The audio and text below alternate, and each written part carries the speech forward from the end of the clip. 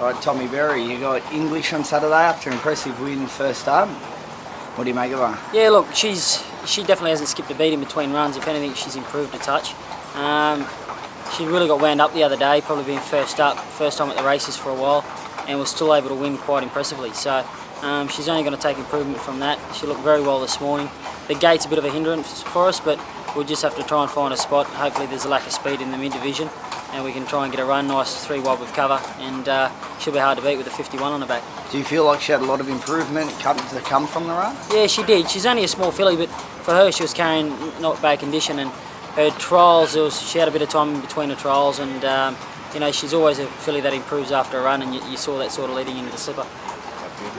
You got Strindberg for Hawks.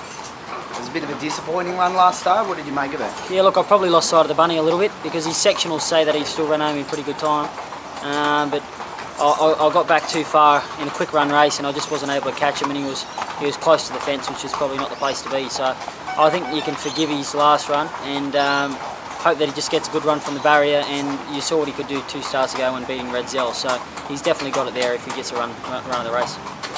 Bohemian Lily, she's third up now. Do you think she can make that improvement to see a winning chance? I think so. I was wrapped with the first up run. She looked a little bit on the flat side second up, as those stayers can do.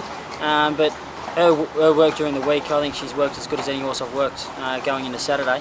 And I think with a bit of sting out of the ground, she'll really appreciate.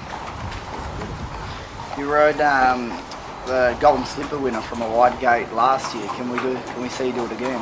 Yeah, well look, I think last year Vancouver was a standout and he was able to do it, and we weren't sort of worried about that, but this filly probably isn't up to what he was, but she's still pretty smart. She's won 3 from 3 obviously. She gets through a soft track if it is on the day, and she's got speed to burn, so she'll be out there in the first 3 or 4 and she'll be running early, and it's the last bit is where it'll probably be the worrying times for us, but she's done nothing wrong thus far, and she's just got to go out there and beat the Colts, which I think they're the ones to beat.